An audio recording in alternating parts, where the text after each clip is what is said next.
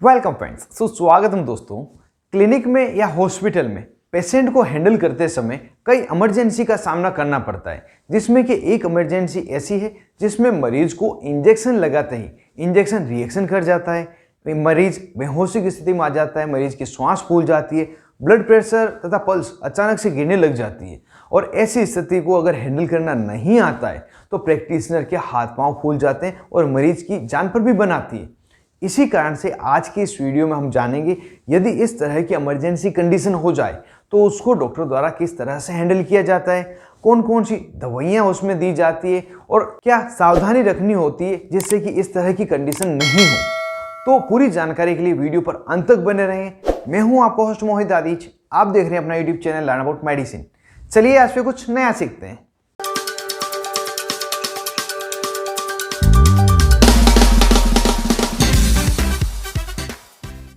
Hello friends, नमस्ते दोस्तों। यदि किसी मरीज को किसी भी प्रकार का इंजेक्शन लगाने के तुरंत बाद पूरे शरीर में खुजली होने लग जाए, श्वास लेने में दिक्कत होने लगे, उल्टी हो, उब के आए, चक्कर आए या बेहोशी स्थिति होने लगे, ब्लड प्रेशर तथा पल्स रेट धीरे धीरे कम होने लगे, तो इस स्थिति को एनाफाइलेक्सिस रिएक्शन या एनाफाइलेक्सिस शॉक के सस्पेक्टेड माना जाता है। इस कंडीशन को कंट्रोल करने के लिए डॉक्टर सबसे पहले सतर्क तथा खुद को कॉन्फिडेंट रखते हैं और जब भी यह स्थिति होती है तो सबसे पहले तुरंत ही मरीज को जमीन पर या बेड पर हॉरिजॉन्टल पोजीशन में सीधे लेटा दिया जाता है और उसकी जो सीवियरिटी है तथा उसका जो लक्षण दिखाई दे रहे सिम्टोमेटिक ट्रीटमेंट उसको दिया जाता है। जिन प्रकार का कंप्लीट ट्रीटमेंट यहाँ पे दिया जाता है उसको हम यहाँ पे जान लेते हैं। सबसे पहले डॉक्टर द्वारा मरीज को एड्रेनलिन इंजेक्शन लगाया जाता है जो 0.5 ml या 1 ml लगाया जाएगा और इस एड्रेनलिन इंजेक्शन को हर दिन 10 मिनट के बाद में रिपीट करते हैं जब तक डॉक्टर को डिजायर्ड इफेक्ट नहीं मिल जाते। इसके साथ एविल इंजेक्शन भी लगाया जाता है जिसको IM इंट्रामस्कुलर या IV इंट्रावेनस किसी भी रूट से लगाया जा सकता है। और स्टेरॉइड इंजेक्शन भी कुछ डॉक्टर देते हैं जिसमें हाइड्रोकोर्टिसोन, बीटामेथासोन, डेक्सामेथासोन, इनमें से कोई भी एक इंजेक्शन हो सकता है। इनमें से कोई भी इंजेक्शन डॉक्टर देते हैं।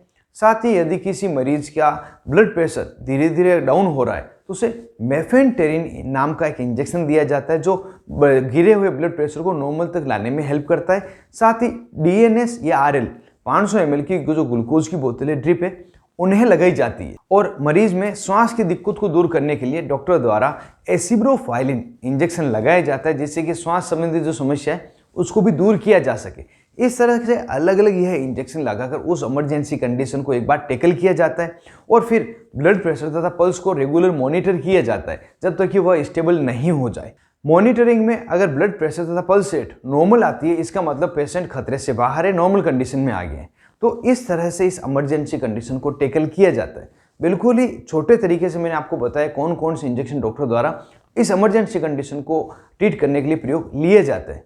क्या आपके साथ भी ऐसी स्थिति कभी हुई है? क्या इनमें से किसी इंजेक्शन का आपने प्रयोग किया है? अगर हाँ तो मुझे कमेंट बॉक्स जरूर से बताएं जो सभी के काम आ सके। अब यहाँ पे हम जान लेते हैं ऐसा क्या करें जिससे कि इस तरह की इमरजेंसी कंडीशन ही नहीं हो, अगर हो भी तो बहुत रेयरली हो।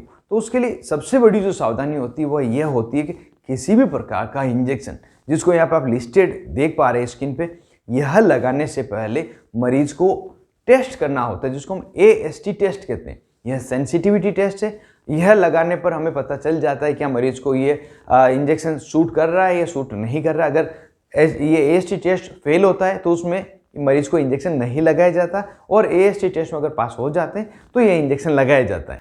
AST टेस्ट किस तरह से किया जाता है इसका पूरा सेपरेट वीडियो मैंने बनाया है जिसको आप डिस्क्रिप्शन में लिंक दें, वहाँ पे क्लिक करके पूरा देख सकते हैं।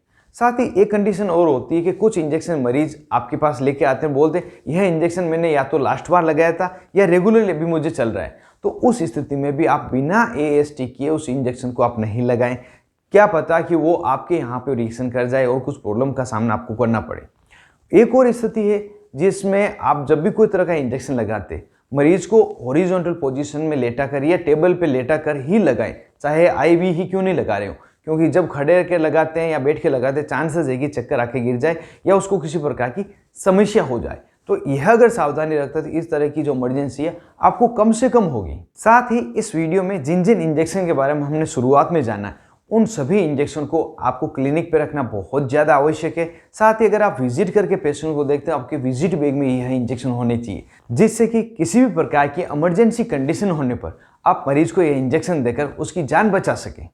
तो दोस्तों, यह पूरी जानकारी थी एक इमरजेंसी कंडीशन को हैंडल करने की जानकारी के बारे में, जो आपके लिए बहुत ही ज़्यादा महत्वपूर्ण है। यह वीडियो आपको कैसा लगा और ऐसी किस प्रकार की इमरजेंसी कंडीशन के बारे में आप और जानना चाहते हैं, मुझे कमेंट बॉक्स में जरूर से बताएं। मैं आपके लिए अलग से वीडियो बनाने की कोशिश करूंगा। आप थे अपने दोस्त मोहित आदिश के साथ, देख रहे थे अपना YouTube channel learn about medicine. Thank you friends, take care and be careful medicine users.